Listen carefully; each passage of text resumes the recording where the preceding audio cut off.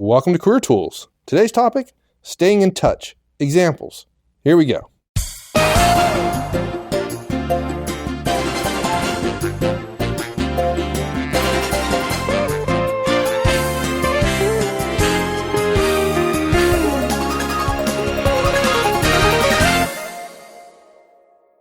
Somebody told me this the other day, and I didn't know this until talking about this cast, that the How to Build Your Network cast is Wendy's most important cast. Dude, she has it written. We did a printout of all the Career Tools cast, the MindMeister mind map we did. We put up so there. Mike, so you and I and Wendy could look at the cast and make sure we were mapping in the right direction. And we discovered we had some weighted areas that probably shouldn't have been weighted as much, and we needed to build out in some areas. And she wrote a note on the MindMeister, the big poster-sized printout, Wendy's most important cast next to Build the Network. And when you think about it from a career perspective, if you think about internal work and relationships internally, and then you think about external changes and so on, it is literally, I hate to say it, but it's like it is the equivalent of one-on-ones. Right. And we have one cast. I mean, the core cast is one cast. Right. And she says, often at the conferences, when she goes through the introductions, and yes, folks, we do the introductions at the conferences, and she gets up there and she says, she's the one with the best job in the world. The girl with the greatest job in the world. in the world, right? And you could argue, and it'd be true, that she got that job because of her ability to network. It was all based on her networking with us, right? That's right. People don't know. How did she get hired, right? How she got hired was she listened to a couple of our casts. She really liked what we were saying. I think she started with the resume cast, which came out a few months after we started, 6-7 years ago. And she listened to it, and she came to the forums, and she started helping people. And I noticed that over and over and over again, the person who was writing the best answers to all the questions was her. And so I wrote her a note and said, "This is really great. I just want to tell you you're awesome." And apparently she was flabbergasted that I would contact her. And then she wanted to talk about a career change she was going through. So we spent some time on the phone. She was flabbergasted that I wanted to talk to her. I'm like, I want to help people like you. She literally gave and gave and gave and gave and gave and gave, without expecting anything in response. When she got a response, she was flabbergasted by it. She was just trying to help people, and I loved it. It was like, that's what I want from somebody who's going to lead our business on the Career Tools side. I want somebody who's going to say, I can give and give and give and give. Right. Yeah. It's not, and folks, your network's not only important when you're looking for a new job or you might be in some new opportunities, but it's also important. She wasn't. That's true. Right. She wasn't. So whether it's a new job or how to do something, you need help in terms of just how to figure something out, or getting support for your idea internally within the organization so you can sell it. Having relationships within and without your organization is absolutely essential. And if you're to listening to this cast right now, guys, and you're saying, yeah, I kind of get that. I know that sometimes relationships matter. You can't then, in the same minute or hour, say, yeah, but I don't like politics. What you call politics at higher levels is just collaboration, and collaboration is all built on relationships, right? Yep. So and if you're young, if you're 20, 22, 24, 25, Mike and I are both 50, older actually than 50 now, and I will tell you when I was 22, 24, 25, I was like saying, oh no, I'm not doing politics. I'm just going to deliver better results. It'll all be fine. And I was dumb. I was dumb. Now, I was lucky. I had good results, right? I had a defensible position, but I was dumb. I should have figured it out. I didn't. It took me a while to realize politics is just a bad word we apply to things that aren't completely rational and we don't understand it, the black box of decision making at higher levels.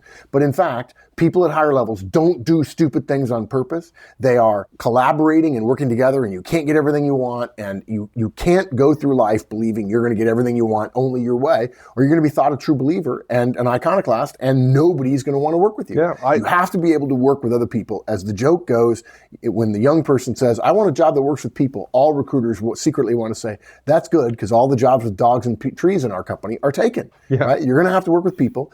It's about relationships and collaboration. Call it politics if you want to be small, but if you want to be big picture, it's all about collaboration, and your network is where it starts. You've said that before at conferences, particularly at a conference where we had 4 or 5 people from a dog. Oh, that's right. Oh, we did. Yeah, wonderful I think people, Margaret Pets.com. and all the and the dog trainers. Yeah, yeah. So networking is important. So we exhort people to reach out, right? Every once in a while, you have to reach out and touch folks to stay in touch, right? Right, staying in touch. And so the question folks ask us then is, okay, what do I say? And it occurs to me this cast should have been done 5 years ago. We never thought about it, but this is the kind of specific detail we should be giving people. We know we should have. And for those of you who have been waiting for this, or who have been pausing before you reached out to stay in touch because you didn't know what to say, this cast is for you. And we get asked this question a lot. What do I say? Right? And in this cast, we're going to give you some examples so you know exactly what to say. And if this doesn't answer your specific situation, come to the forums and Wendy or I will answer your specific question. So you know the forums are free. www.manager-tools.com/forums. And we got 3 parts. Part 1, what to say when you call. Easy. Part 2, what to say when you email. Easy. And number 3, we got some other ways you can stay in touch as well. Great. Okay, so what to say when you call. Before we talk about that, we'll just remind folks what we said in our How to Build Your Network Cache, right? Right. We said at a minimum, once a quarter, you're going to want to reach out and make contact with each of the people in your network, right? And don't leave it to chance, right? If you have Mark always talks about Outlook. He's an Outlook fanatic. Right. We moved to a Mac and he's just going crazy because he doesn't have Outlook. Me, Smalls. Okay. Yeah. I use OmniFocus for the same thing. If you're on a Mac, that's what I use. But in Outlook, you use Control-Shift-K to create a task. Right. And then you hit Control-G and you make it a repeating task. Recurring task, right? Yeah. And there you go. And once a quarter. Yeah, and let me give some qualification to the once a quarter. We think once a quarter is a good, we want to use that as an idea. If you went once every 4 months, it wouldn't be the end of the world. And frankly, for some people, it ought to be once every 2 months, right? Once you get below once every 2 months, you're in the realm of talking to a person pretty regularly, probably within your circle of current and constant contacts. The point is not that everybody gets the same quarter, right? Everybody goes, that happens on a quarter. Some are more frequent, some are less frequent. But when you're just starting out, if you want to put everybody at once a quarter, you're fine, right? And really, if you want an analogy, guys, it's like rather than having a kettle in your cupboard and having water on the tap, you put the kettle under the water, you fill the kettle, and you put the kettle on the back burner and you put it on low. The reason you do that is if it needs to be to a boil, in other words, be useful to you, it won't take long if it's been on low to move it to the front burner and put it on high. If, however, you need a boiling kettle pretty quickly and your kettle is in the cupboard and your water is still in the tap and that water is cold and that burner is not hot yet, you're going to wait a while. You're going to absolutely wait a while. And what we're doing, we're not suggesting you're going to be buddies with everybody if you reach out to them once a quarter. You're simply avoiding the pot being completely cold, and some pots are going to go cold, folks. There are going to be times when you just can't maintain a relationship. You're going to reach out a bunch of times and people aren't going to reach out back, and that's okay. It's fine. Those people don't want to be close to you. They'll regret it if they need something from you 2 years in the future and they've let the trail go cold. But rather, the point is, we simply don't want any of your relationships that might be of value, that are with good people who are professionals and so on. We don't want them to go completely cold because the times when you need a kettle to boil are the times when, unfortunately, you haven't prepared for it. And if you don't reach out to them once a quarter and just remind them that you know each other, and I say once a quarter loosely, per my earlier point, if you then need them, when you reach out to them, all you're doing is going from the back burner to the front burner, and people will say, sure, happy to help. Let me know how I can help. If you haven't talked to somebody in 3 years, and then you say to them, gosh, I really need some help with my job search, I'm in trouble, you're just not going to get it. And those people write in to columnists, and they tell their friends, oh yeah, they say networks matter. I reached out to my network, nothing happened. Yeah, nothing happened. You didn't have a network. That wasn't a network. That was a bunch of pots and that's kettles and cupboards and water in the tap. And the network is what's warm on the back. That's good. I like that analogy. That's the first time I've heard that analogy. I just realized that as we're doing this cast, I realized we're really talking about that intermediate state between knowing a person but not having talked to them and needing something. Yeah, and it helps people get over the idea or resist this because they know intuitively that reaching out once a quarter is not the same as having the kettle at a boil. Yeah. Right? And we're not suggesting it is a boil. Okay. Yeah, I think that's a very good distinction. We're not suggesting we want your people at a boil ready to help you immediately. You don't have to have that. Right. Absolutely not. Hard to get there. Yeah. Okay, so we reach out once a quarter, loosely, once every 2 months, once every 4 months, whatever. Once a quarter, roughly. What do you say when you call? Let me suggest something first. Before I give a specific suggestion, and it's Wendy's suggestion, it's brilliant, okay? If you're just starting out, and folks, you're a little bit wary about doing this, we're going to make it a little bit easier for you. You can call somebody's office line after hours when you think you'll get their voicemail. Look, guys, it doesn't matter that you don't get them. It matters that you've reached out. Okay. Now, and there are some people who are listening and go, oh, that feels a little unethical. Guys, give it up. I mean, you can call me in the middle of the day. You could have called me in the middle of the day. Mike and I were the client today until we just now got to our final destination. And you could have called me 10 times during the middle of the day and you would have gotten my voicemail every darn time. Now you might say, well, I was intending to get you. Well, but you got my voicemail. And frankly, I got to tell you, if you call me at 8 o'clock at night, I might very well still be working if I'm traveling. Look at dude. Right? Like if I'm working and I'm working my calendar and I have a meeting scheduled with myself to work on strategy or to work on finances or whatever for an hour, and you call the office. There's only a couple people that I pick up for. Will you pick up for me? Yes, you're one of them. Okay, thank you. I feel so much better now. Yeah, so you're going to get voicemail a lot. So the idea of this whole idea. Yeah, in fact, people say, oh, I don't want to let my phone go to voicemail. Are you nuts? That's what voicemail exists for, right? It's call screening. So what would you say on voicemail? You'd say something like, hey, Laura, this is Mark. Hope this finds you good. Hope you're doing well. I was in Dallas the other day, thought of you, and hope your move to Chicago went well. And the new job is excellent. Work fine, family fine, all good here. Best wishes. Enjoy your weekend. See you later, Mark. That's it. Sounds pretty simple. Yeah, it's easy.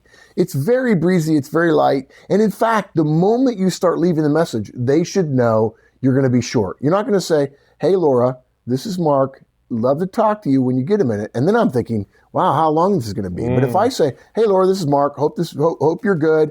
Was in Dallas the other day. Thought about you. No urgency. Just love to say hi. Hope the move to Chicago went well. Works fine. Everything's fine. Best wishes. Good. Hope you. You know what I liked about it? I'll tell you, because it's so counter to many of the calls I get. Is you just said hello. You were thinking of them. You're in Dallas. Something reminded you of them, right? And you wish her good wishes, but you did not create a sense of obligation. Yeah. And often. That's huge. The whole obligation thing, you're so right. You know what people do? They write us thank you notes. And at the bottom of the thank you note, a thank you note. They're thanking us for something we gave them for free. And at the bottom, they have a couple of questions. Creating an obligation for me in a thank you note. Right. Yeah. Not cool. Not cool. Totally not cool. Yeah. So you're right. I don't intend to create an obligation. If I catch them, I say, hey, Laura, actually, I was thinking I'd get voicemails 8 o'clock at night. I apologize. I just thought I'd call and say, hey, I'm in Dallas. I was flying through Dallas, and I thought about you guys moving from Dallas, Chicago. Hope things are going well. Even if we're not best friends, she's like, oh, no, thanks, Mark. It's nice. Now, some people don't do that and go, oh, yeah, the move went fine, wondering why I'm calling. So, well, hey, look, I just wanted to say, hope things are going well. Things are good with me, busy traveling and so on. And maybe they ask me a question, maybe they don't. And I say, well, look, I know it's late. You're probably trying to get home. Just call and say, hey, hope you're doing well. See you later. Yeah. There you go. And the next one, when I call in 3 months, I've actually had a guy say, it's been about 3 or 4 months since you called. I said, yeah, just reaching out, touching base. He says, do you do this a lot? I said, yeah, with people I want to stay in touch with. I was like, really? I said, yeah. He said, oh, I get it. And I said, what? Get what? He says, you have like the biggest network I know of. I said, yeah. He says, is this how you do it? I said, yeah. He's like, no, really? And I said, yeah, that's how you do it. He said, well, why me? I said, you seem like a good guy to me. He says, we only worked together on this project for like 4 months. I said, yeah, but you're a good guy. Why not? Still in touch with that guy to this day. There you go. He's an EVP now. There you go. Yeah. Now, look, you can go as far, literally, guys, as saying, look, I try to stay in touch with people. My system reminded me this morning, I hadn't talked to you in a while. I thought I'd just call and leave you a voicemail and say hey. And, no offense, but I have friends who I wish they'd reach out to me and say, hey, how's it going? Anything I do for you, let me know, right? I like the phrase of, hey, anything I can do for you, just let me know. And in my line of work, in our line of work, people do ask for that. They they want help and so on. But when I was at Procter or when I was in the Army, this was much harder when we were in the Army because there weren't cell phones. But, it didn't really make as much sense. But there were times, hey, if there's anything I can do, let me know. And people say, well, actually, I remember, I'll never forget telling one guy, he was in Chicago, and I said, hey, I'm just reaching out to stay in touch. I hope you're doing anything I can do, let me know. And he said, well, actually, there is something you can do. And I said, what? He said, well, didn't you have a daughter who had cancer? I said, oh, yeah, it's been a few years ago. He said, well, my mom has cancer. And he said, can you get her a referral to MD Anderson Hospital? I said, sure, I can. I'll make a couple phone calls. I'll be right back to you. Call him back 5 minutes later. The guy's in tears. Now, it didn't take me but 10 minutes. Now, look, this is a smart guy. He could have called the main number at MD Anderson, but sometimes in moments like that, people are a little bit, and I don't want to say I got lucky. I guess that's a terrible thing to say, but I said, sure, you need to call this guy at this number, and they'll get your mom in. Shouldn't be any problem. And if you need help with places to stay, I got some people I can call. And again, I think if you haven't listened to the cast we did on building your network, you have to go listen to it, because you need to understand, reaching out, it's not just get. You reach out with the idea of giving. Yeah, right? That's right. And you don't have to have a big reason with a capital R to stay in touch with somebody. And you can just say, hey, if you need anything, let me know. And I got to tell you, you go through life and you offer people, nobody takes up you on it, and then they take you up on it, and they feel like you've given them manna from heaven. Yeah. And you've made a couple of phone calls, perhaps. Yeah, it's that simple. It's wonderful. Okay, so what if you don't get voicemail? Okay? First of all, folks, remember, you're not calling for any big reason, any complicated reason, and I know that concerns you, but make sure you give the person an out if they're busy.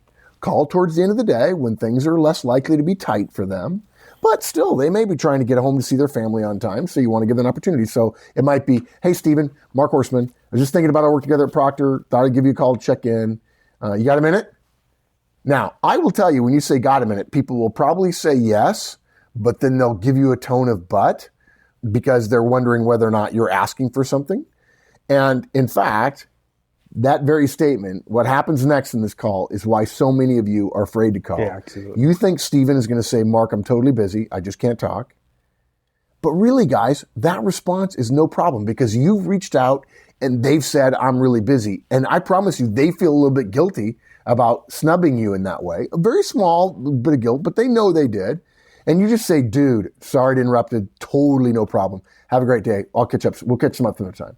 Now, boom, You reached out. They appreciated that you showed respect for their calendar and their issue, even if they made it up by saying they're really busy, and you didn't say, well, actually, I really would love to talk to you. And by the way, actually, I'd really love to talk to you comes across as, I need something from you. Right. Right?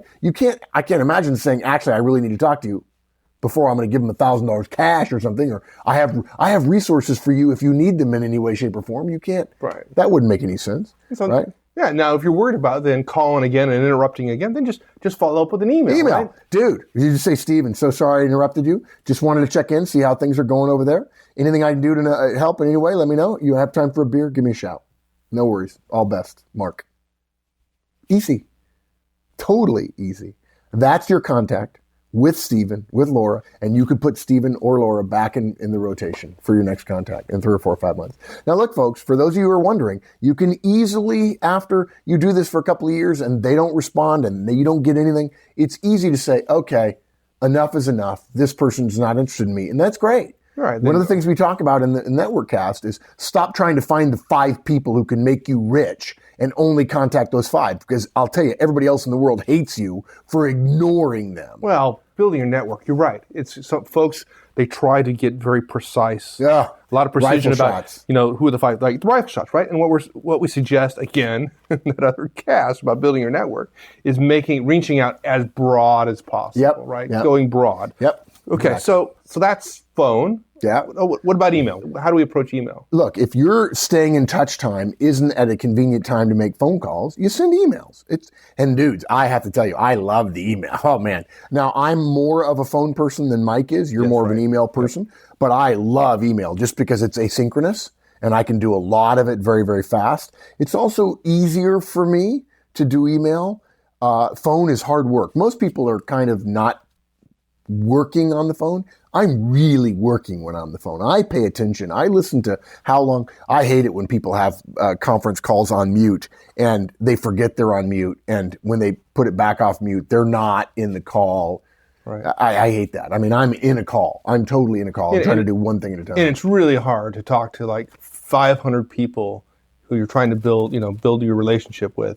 On the phone at the same time. Or an email, you just CC everybody. Yeah, CC. Hey, just checking in. Hope you're well. There you go. Please send me back a note and tell me you're fine. Folks. And make sure your name is in the mail so I know who you are. All right, folks, I'm joking. We're joking. Okay. Yeah. Don't do that. Okay. So look, it's better to alternate phone call and then maybe email and then phone call with the same person, unless you know their disc profile and they'd prefer a phone call, right? Rather than just going always emailing. So make sure your keep in touch time varies throughout the day. And by the way, hopefully, Control-Shift-K, Control-G, we already set it to scheduling time to keep in touch. That's what you do. That's how you do it. Okay. Your first hurdle is what you're going to write in the subject box. You could absolutely write keeping in touch or reconnect. You don't need to think of something totally clever or interesting. If you try it too hard to be clever or interesting, people are going to sense that, and then they're going to feel that it's inartful, which is to say inelegant and therefore somehow off. It's off-putting a little bit. I have to tell you, with people that I know, not people that I've just met, but no, I take that back. When people who come to conferences take me up on my offer to stay in touch with me and to reach out on a regular basis, and it's amazing how few do, I write back, hey, dude. My email to them when I'm staying in touch, hey, dude.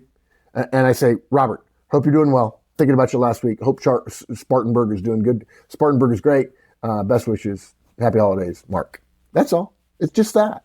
So you don't have to put in reconnect. You say, hey, dude, or catching up or reaching out. Any of those kind of things are fine. Don't get too fancy. In the body of the email, what might you write? I could write, hey, Julia, if I knew Julia was more of a high I or high S. Hey, Julia, I realized today I hadn't been in touch in a while. Hope you're well. Last time we spoke, you were working on the X project. I trust that was successful. Things are good here. This is a new paragraph, folks. Things are good here. Working on a new route to market project, which is great fun. The kids are well. Looking forward to summer vacation. Regards, Mark. Now, look, one of the reasons we don't want to send out these emails is because we know that when we get these kind of emails, we feel obligated to answer questions. It feels like we have another thing to do during our busy day. So when you send the keep in touch emails, don't ask questions. Don't do it, dudes. It's bad. Okay. Yeah, no. So you didn't even ask. Yeah. How are you doing? You didn't say nothing. No question. Yeah.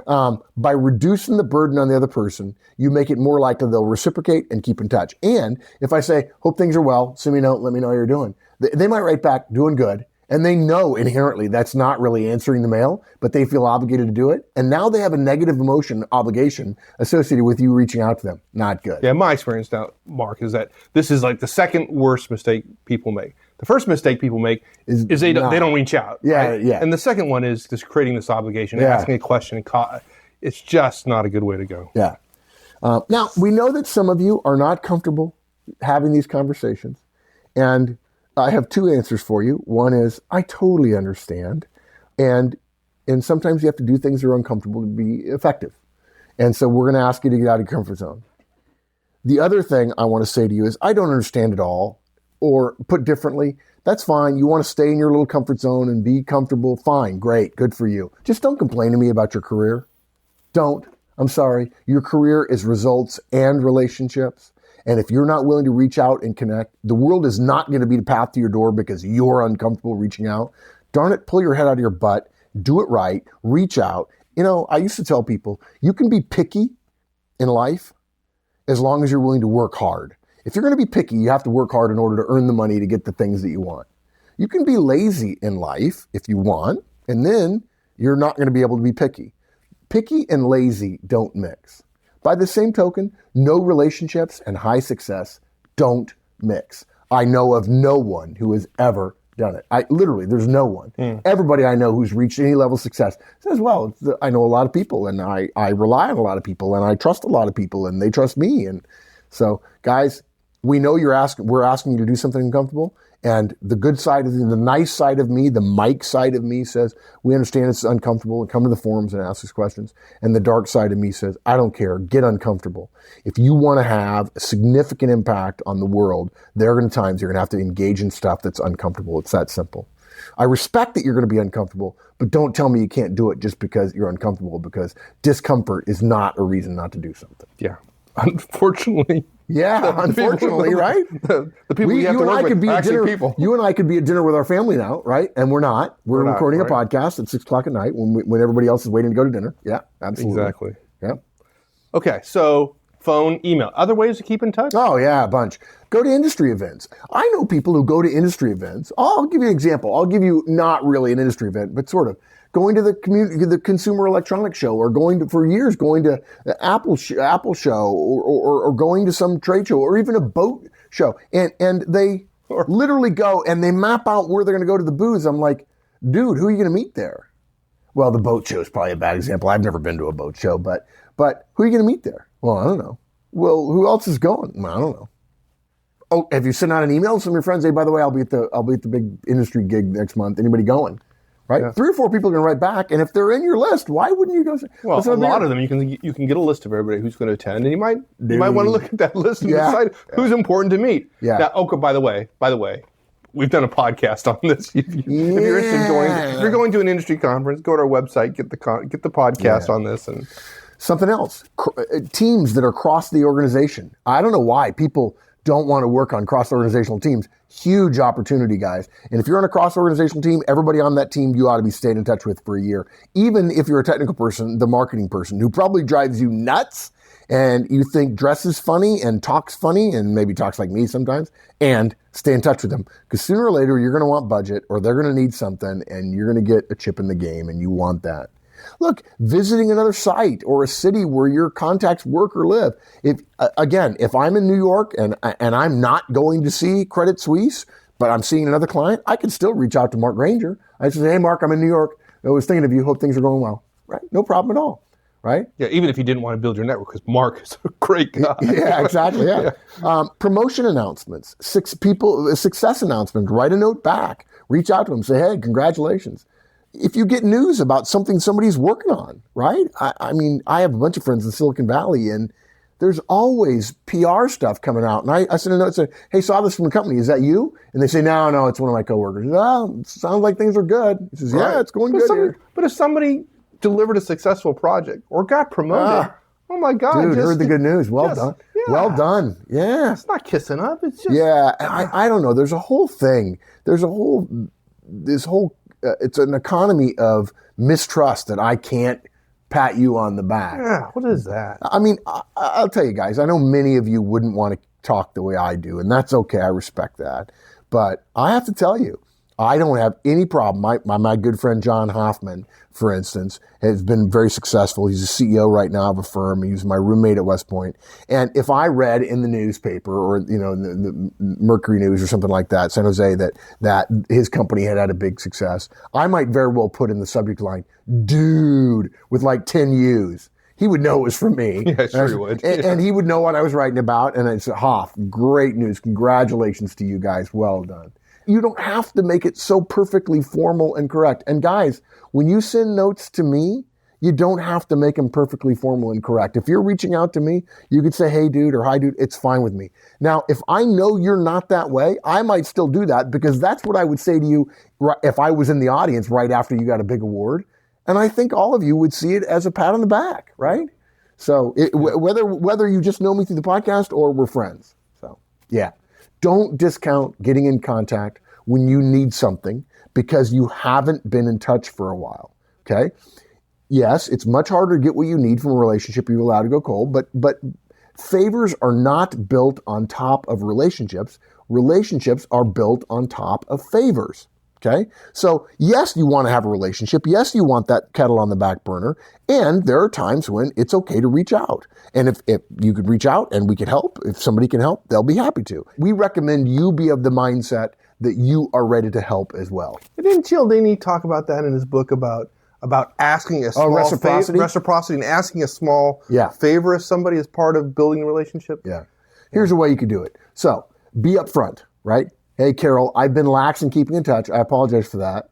Nevertheless, I felt like I wanted to ask. I'm wrestling with a tricky problem around bundling pricing, and I remembered you were able to fix a similar problem very easily when we came across it at Mobile. Would you be free Friday afternoon for 10 minutes? I just want to ask you 3 or 4 questions. I understand if you're busy. Everything's good here. I hope it is there with you. I regret not keeping in touch more. It will be endeavor. I'll do my best to stay in touch better in the future. Have a great week, Mark. I got to tell you, I send those notes all the time when I've let myself get lax on staying in touch. And sometimes they say no, sometimes they don't respond, and sometimes they do. And if I send 4 or 5 of them, at least one of them is going to respond. Yep. And if they can't answer, they can put me in touch with somebody who does. There you go. That's it. And guys, it's not hard. We've given you some examples of what to say when you call, what to say when you email, and other ways to stay in touch. Basically, we want to remove any barrier you possibly have. And if you're one of those people who said to yourself, I don't know what to say, now you know what to say.